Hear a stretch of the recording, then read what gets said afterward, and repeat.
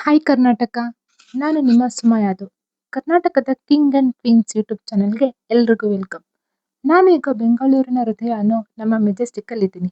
ಇಲ್ಲಿ ಪ್ರತಿದಿನ ಲಕ್ಷಾಂತರ ಜನರ ಪ್ರಯಾಣ ನಡೆಯುತ್ತೆ. ಆದ್ರೆ ಆ ಪ್ರಯಾಣದ ಹಿಂದೆ ಎಷ್ಟು ಡ್ರೈವರ್ಗಳ ಪರಿಶ್ರಮ, ಎಷ್ಟು ಕಂಡಕ್ಟರ್ಗಳ ಕಷ್ಟ ಇದೆ ಗೊತ್ತಾ?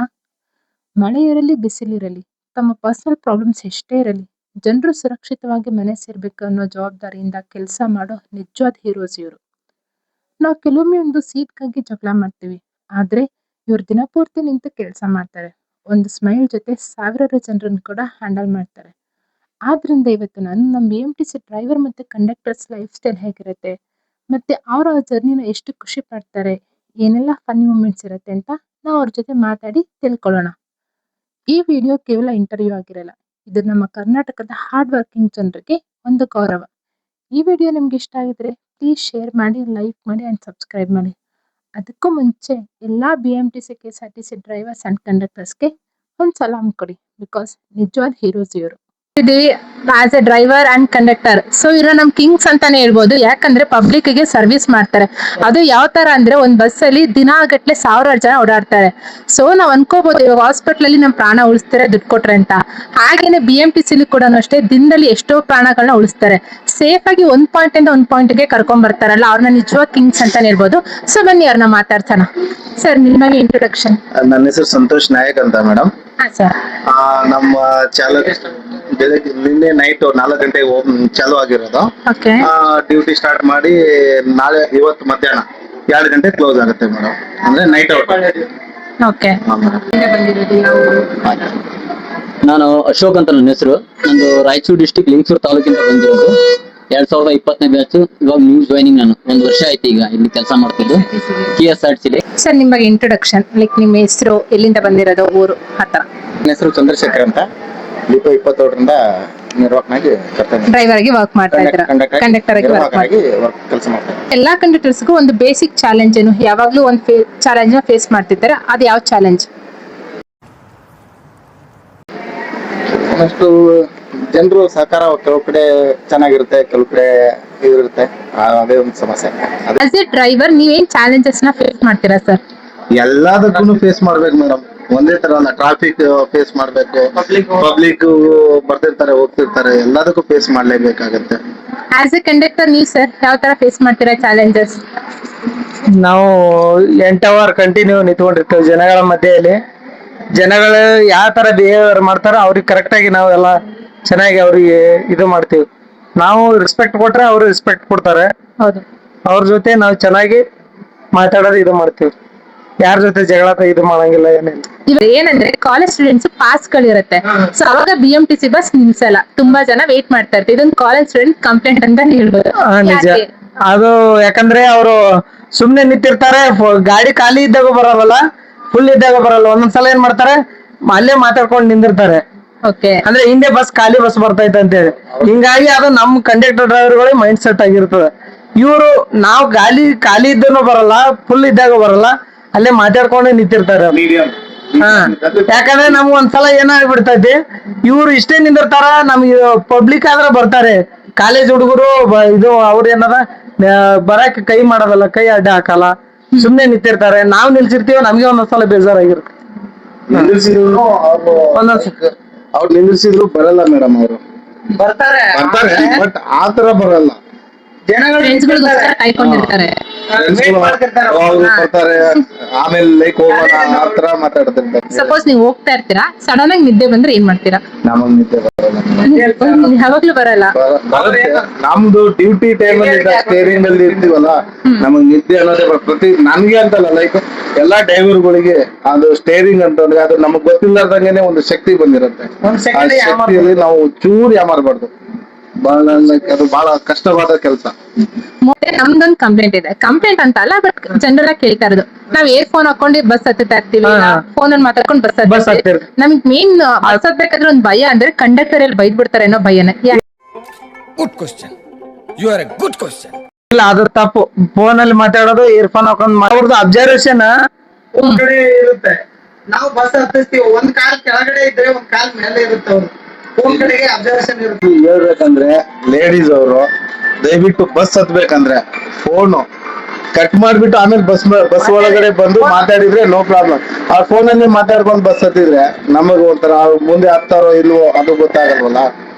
ಅದಕ್ಕೋಸ್ಕರ ದಯವಿಟ್ಟು ಅದೊಂದು ಲೇಡಿ ಹೆಣ್ಮಕ್ಳಿಗೆ ರಿಕ್ವೆಸ್ಟ್ ಅನ್ನೋದಂದ್ರೆ ಬಸ್ ಹತ್ತಿರ ಪ್ರತಿಯೊಬ್ಬರು ಪ್ಯಾಸೆಂಜರು ಮೊಬೈಲ್ ಬಿಟ್ಟು ಒಳಗಡೆ ಬಸ್ ಒಳಗಡೆ ಬರ್ಬೇಕು. ಯಾರ ತಾಯಿ ಬಸ್ ಹತ್ಬೇಕಂದ್ರೆ ಕಂಡಕ್ಟರ್ ಕೈಲಿ ಎಲ್ಲಿ ಬೈಸ್ಕೊಬಿಡ್ತೀವೋ, ಫೋನಲ್ಲಿ ಇಯರ್ಫೋನ್ ಹಾಕೊಂಡಿದ್ರೆ ಅದಕ್ಕೆ ರೀಸನ್ ಏನ್ ಸರ್? ಅಂದ್ರೆ ನಮ್ಗೆ ಸ್ಟೇಜ್ಗಳು ಹತ್ರ ಇರ್ತವೆ. ನಮ್ಗೆ ಟಿಕೆಟ್ ಇಶ್ಯೂ ಮಾಡೋದಂದ್ರೆ ಚೆಕಿಂಗ್ ಅವ್ರು ನಮ್ಗೆ ಫೈನ್ ಎಲ್ಲ ಹಾಕ್ತಾ ಇರ್ತಾರೆ. ಆ ಇಶ್ಯೂಗೋಸ್ಕರ ನಾವೇನ್ ಮಾಡ್ತೀವಿ, ಬೇಗ ತಗೊಳ್ಳಿ ಅನ್ನೋ ಉದ್ದೇಶಕ್ಕೆ ಆತರ ಹೇಳ್ತಾರೆ. ಅದು ಬಿಟ್ಟು ಬೇರೆ ಯಾವ್ದೋ ಇಶ್ಯೂಸ್ ಇಲ್ಲ.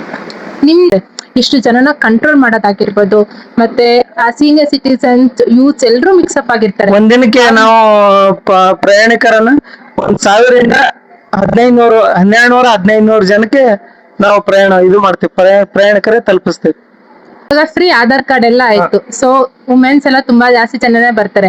ಅದು ನಿಮ್ಗೆ ಹೇಗ್ ಚಾಲೆಂಜಿಂಗ್ ಅಂತ ಅನ್ಸ್ತು? ಇಲ್ಲ, ಆಧಾರ್ ಕಾರ್ಡ್ ಆದ್ಮೇಲೆ ನಮ್ಗೆ ಡ್ಯೂಟಿ ಮಾಡಕ್ ಈಸಿ ಆಗಿದೆ. ಯಾಕಂದ್ರೆ ಜನಗಳು ಅವ್ ಕ್ಯಾಶ್ ಕೊಡೋದು, ಫೋನ್ ಪೇ ಮಾಡೋದು ಅವ್ ಕಷ್ಟ ಆಗ್ತಿತ್ತು ನಮ್ಗೆ. ಅವ್ರಿಗೆ ಚೇಂಜ್ ವಾಪಸ್ ಕೊಡೋದು ಇದು ಆಗ್ತಿತ್ತು. ಇವಾಗ ಆಧಾರ್ ಕಾರ್ಡ್ ತೋರಿಸಿದ ಮೇಲೆ ಎಲ್ಲ ಟಿಕೆಟ್ ಮಾಡಕ್ಕೆ ಒಂದ್ ಸ್ವಲ್ಪ ಈಸಿ ಆಗಿದೆ. ಪಬ್ಲಿಕ್ ಎಷ್ಟೇ ಬಂದ್ರು ನಾವು ಕಂಟ್ರೋಲ್ ಮಾಡ್ಬೋದು. ಡ್ರೈವರ್ ಆಗಿ ನಿಮ್ ಜಾಬ್ ಯಾವಾಗ್ಲೂ ಸ್ಟ್ರಗಲ್, ತುಂಬಾ ರಿಸ್ಕ್ ಅಲ್ಲೇ ಇರುತ್ತೆ. ಹೌದು. ಸೊ ನಿಮ್ ಫ್ಯಾಮಿಲಿ ಯಾವಾಗ್ಲೂ ಟೆನ್ಷನ್ ಅಲ್ಲೇ ಇರುತ್ತೆ. ಸೊ ಇದನ್ನ ಎಷ್ಟು ಚಾಲೆಂಜಿಂಗ್ ಆಗಿ ನೀವು ತಗೊಂಡು ಮಾಡ್ತಾ ಇದ್ದೀರಾ? ನಮ್ದು ಏನಂತಂದ್ರೆ ನಮ್ಗೂ ಒಂದು ಫ್ಯಾಮಿಲಿ ಅಂತಾನೆ ಇರುತ್ತೆ.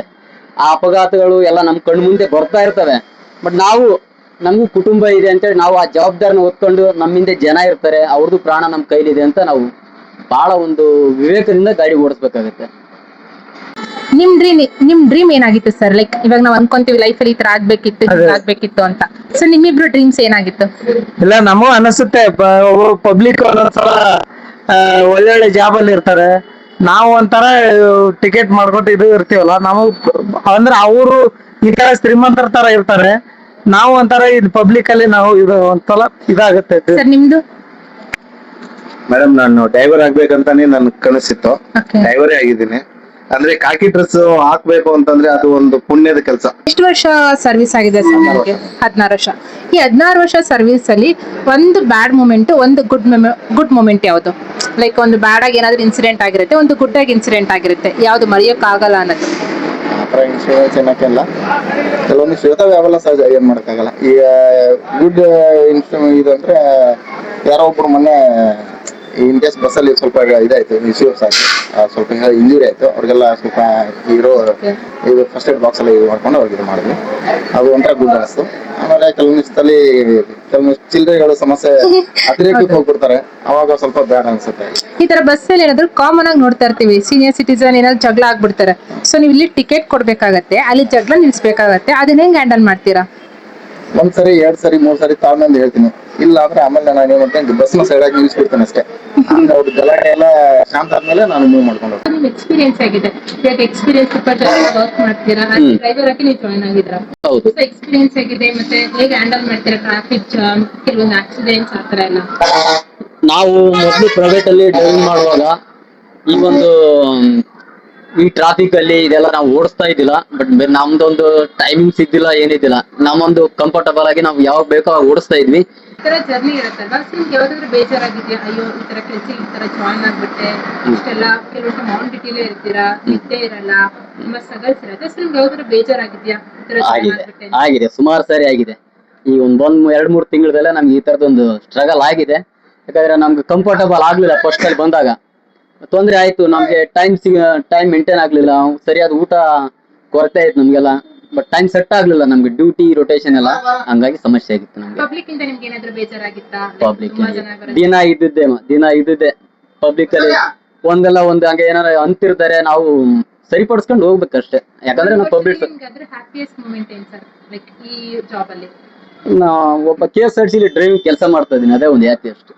ಪಬ್ಲಿಕ್ ಯಾವ ಮೆಸೇಜ್ ಕೊಡ್ತೀರಾ ಸರ್? ಈಗ ಪಬ್ಲಿಕ್ ಅಲ್ಲಿ ನಾವು ಅನ್ಕೋಬಿಡ್ತೀವಿ ಕಂಡಕ್ಟರ್ಸ್ ಡ್ರೈವರ್ಸ್ ಸುಮ್ನೆ ಬೈದ್ ಬಿಡ್ತಾರೆ, ಕೆಲವೊಂದ್ ಕಡೆ ಸ್ಟಾಪ್ ಕೊಡಲ್ಲ, ನಿಲ್ಸಲ್ಲ, ಆ ತರ ಎಲ್ಲ. ಸೊ ಅದಕ್ಕೆ ಮೆಸೇಜ್ ಏನ್ ಕೊಡ್ತೀರಾ? ನಾವು ನಿಮ್ಮಂಗೆ ಮನುಷ್ಯನ ಅಷ್ಟು ಮನುಷ್ಯನ ತರ ನೋಡ್ರಿ, ಆಮೇಲೆ ವೃತ್ತಿಯಿಂದ ನೋಡ್ಕೊಡ್ರಿ. ಸೊ ನೋಡಿದ್ರಲ್ಲ ನಾವ್ ಅನ್ಕೊಂತೀವಿ ತುಂಬಾ ಕಂಡಕ್ಟರ್ ಚೇಂಜ್ ಕೊಡಲ್ಲ, ನಮಗ್ ಸುಮ್ನೆ ಬೈತಾರೆ, ಮತ್ತೆ ಬಸ್ ನಿಲ್ಸಲ್ಲ ಅಂತ. ಅದಕ್ಕೆಲ್ಲ ರೀಸನ್ಸ್ ಅಂಡ್ ಅದಕ್ಕೆಲ್ಲ ಆನ್ಸರ್ ಸಿಕ್ತು ಅಂತ ಅನ್ಕೊಂತೀವಿ. ನಾವು ನಮ್ ಸಿಚುವೇಶನ್ ಯೋಚನೆ ಮಾಡೋ ಬದಲು ಆಪೋಸಿಟ್ ಅವ್ರು ಏನ್ ಮಾಡ್ತಿದ್ದಾರೆ ಅನ್ನೋದ್ರ ಬಗ್ಗೆ ಯೋಚನೆ ಮಾಡಿದ್ರೆ, ಸೊ ಈ ತರ ಯಾವ್ದು ಕೊಡ್ತಾರೆ ಅವ್ರು ಮಾತಾಡಿದ್ರು ಪಬ್ಲಿಕ್ ಅಲ್ಲಿ ಒಂದೇ ಒಂದು ನೆಗೆಟಿವ್ ಕೂಡ ನಾವ್ ಹೇಳಿಲ್ಲ ಅವರು. ಸೊ ಹಾಗೇನೆ ನಾವು ಕೂಡ ಅವ್ರು ನಮ್ ಪ್ರಾಣನ ಉಳಿಸ್ತಾರೆ ಅಂದ್ರೆ ನಾವು ರೆಸ್ಪೆಕ್ಟ್ ಕೊಡೋದು ತುಂಬಾ ಇಂಪಾರ್ಟೆಂಟ್ ಆಗಿರುತ್ತೆ. So thank you sir, thank you so Okay. Much ನಿಮ್ ಟೈಮ್ ಕೊಟ್ಟಿದ್ದಕ್ಕೆ.